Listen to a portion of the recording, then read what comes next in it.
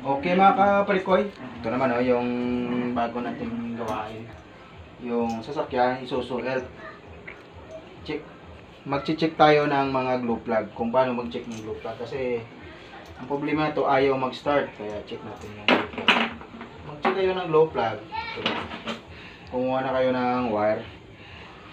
Ilagay nyo dyan sa positive muna. Ito yung wire na pula, para makikita nyo. Lagay natin dito sa positive battery terminal. Yan mga kapalikoy. Tapos mag-check kayo. Ito yung bagong glue plug.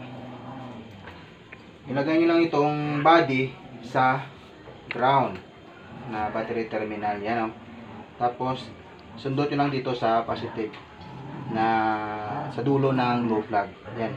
Hindi dito kasi ito yung umiinit na parte ng glue plug eh. Kaya diyan isunod ko na dito. Yan. Yan. Tapos check nyo lang kung yan. Kita nyo mga parikoy. Yan o. Yan. Kapag ganito yung glue plug, ang ibig sabihin okay ito. Gumagana ito yung glue plug. Hindi po tula sa loob ito. Okay ito yung glue plug. Yan lang mag-check ng glue plug mga parikoy. Ito yung sira o. Tignan nyo. Ito yung sirang glue plug. Yan. Lalagay ko dito. Yan. Lagay ko dito. Tapos ipapadi ground nyo. Tapos sundutin nyo lang dito sa yan. Sa dulo. Check nyo kung ano ito. Magkaroon ng baga dyan. Tapos kanina. Hindi no? Yan. Hindi no? Hindi may bumaga tong dulo ng glue plug. Yan. Kaya sira to. Yan na mag-check, sira to. Ito yung hindi sira. Yan. Yan yung hindi sira.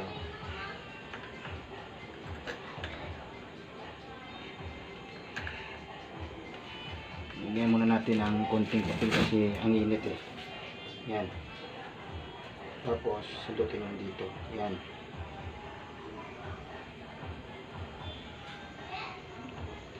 Yan. Yan o. Bumaga na o. Yan. Ibig sabihin okay yan. Yan lang mag-check ng glue plug mga parikoy.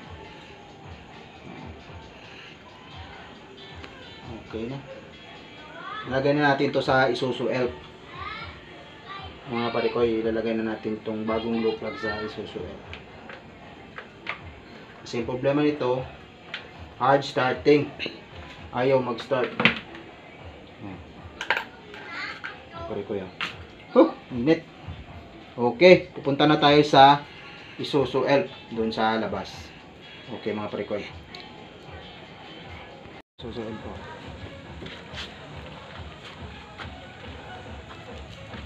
Lagay na natin itong bagong glue plug dito. Yan. Ito yung makina. Yan. Yan.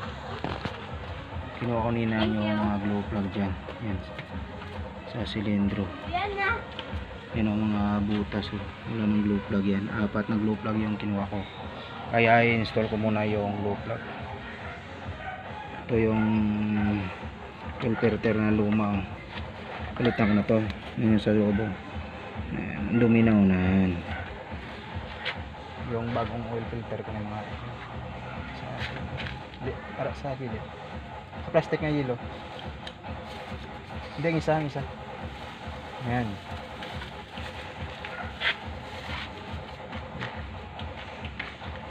Ito yung bagong fuel filter. Yan. Bagong fuel filter pala. Yan mga kapring, ito yung bagong fuel filter. Yan. Bago na yan. Ito yung sender nya. Ilagay ko na kasi kinuha ko na dyan kanina. Ilagay ko na dito sa bago. Palitan ko na rin yan kasi marumi na yan eh. Yan. Yung dumi. Focus rin yan ng hard starting. Kasi yung problema nito, ayaw mag start mga parikoy. Kaya ayusin natin. Susuot. Ito yung cowl niya. Ito yung makina niya. Lagay ko na yung mga bagong glue plug mga parikoy. Install ko na yung mga bagong glue plug. Ito na yung mga bagong glue plug.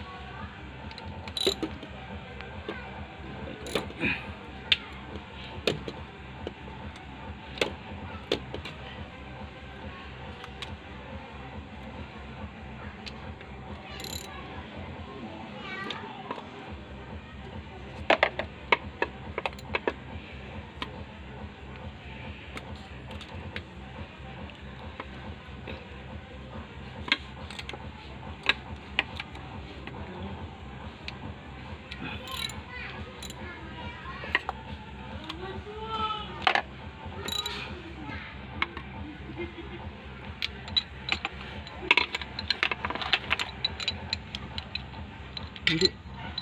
Ito totoo yung glue plug.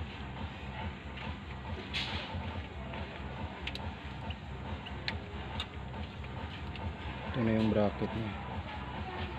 Yung glue plug. Yan.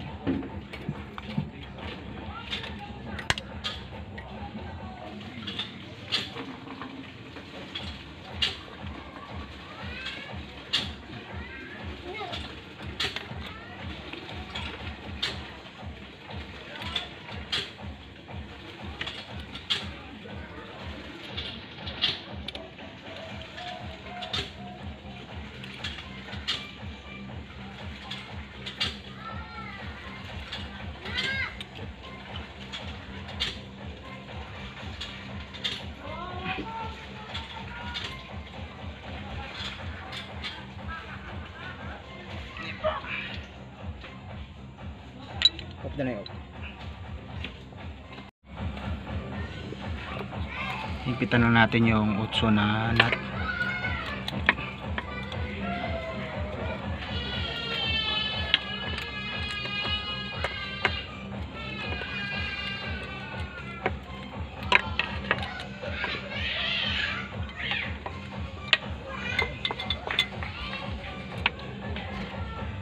Lagyan natin tong positive supply niya.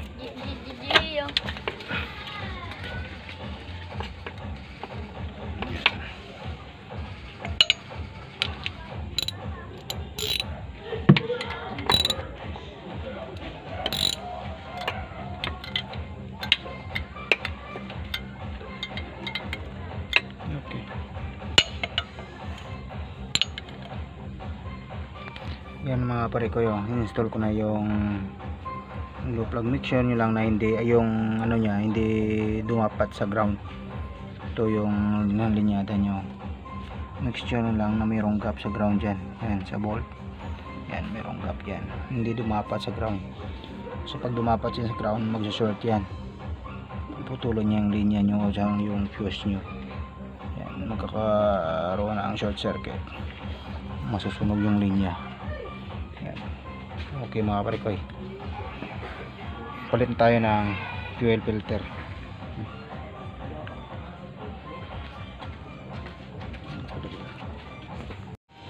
Ito yung lumang fuel filter.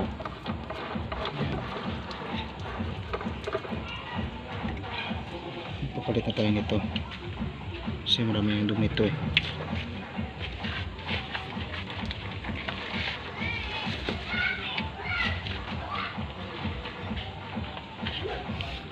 Ganyan pala yan para madali natin makukuha yung fuel filter. Ito yung feed pump nya. Baliktad ko pa lang pa gano'n para madaling makakuha yung canister ng fuel filter, kasi mahirap yung ano kasi ganyan yung posisyon nya ganyan yan sa ilalim.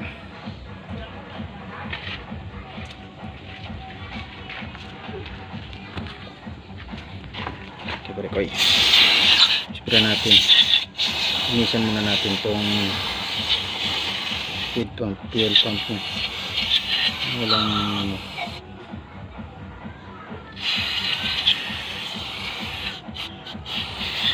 Yan. Kinamalinis na. Lagay natin tong bagong fuel filter.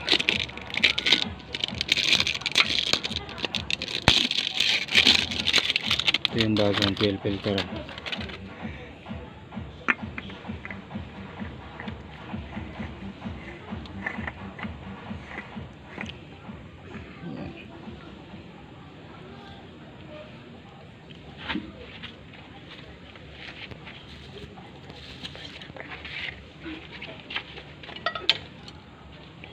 Ayan mga pare ko.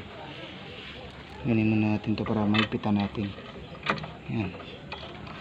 Ito lang diskarte mga pare ko.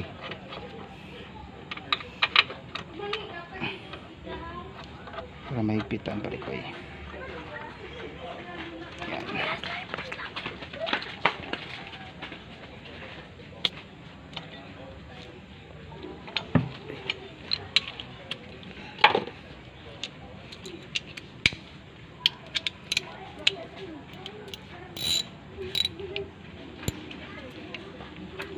Yung gamit ko pang higpit pang luwag pare ko yung kadina. Yan, ginawa ko ang kadina. Yan.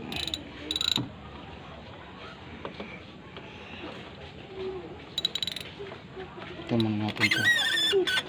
Yan.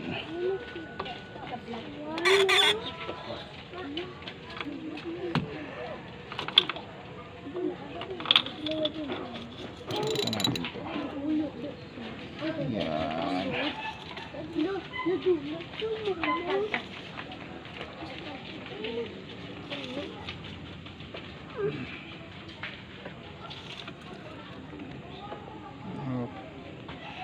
Okay na. Kinain mga pare ko. Ipit na yan.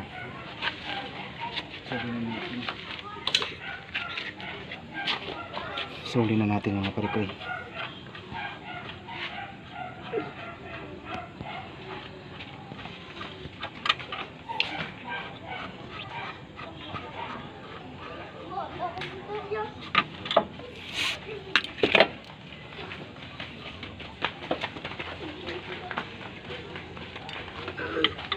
Ito yung posisyon niya mga pare ko. Nakaganyan, nakataob. Yun. Yan. Yan. Sulit mga kapare ko.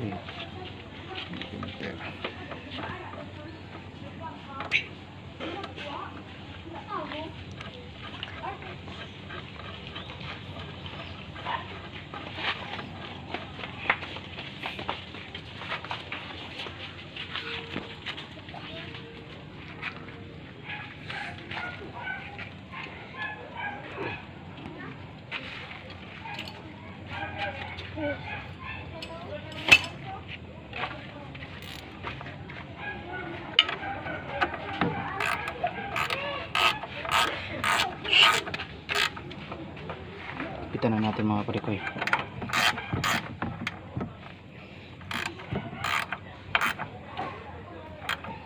Yan.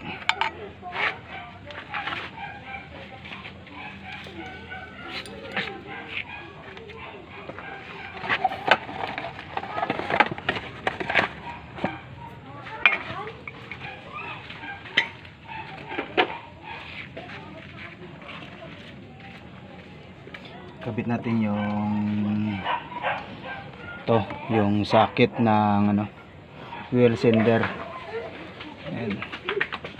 Indicator kasi to kapag pag barado na yung fuel filter, ito yung umiilaw to. Ito yung sender nya na barado na yung filter.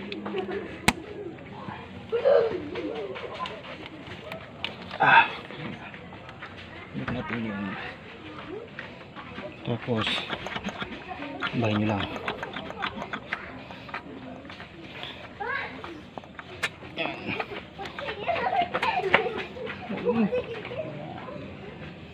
Yan.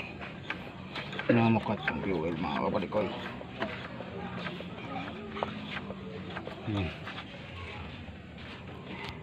Yan mga parikoy. Bahin nyo lang yan para makat yung fuel.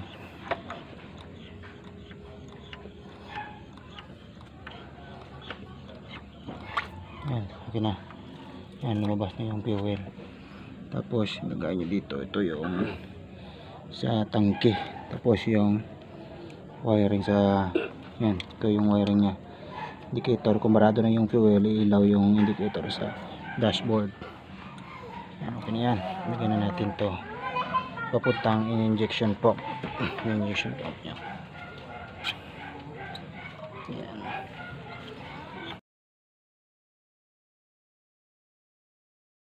Okay mga kaparikoy, yan lang mag bleed ng fuel filter, kaya bukas na lang natin papandarin to kasi gabi na.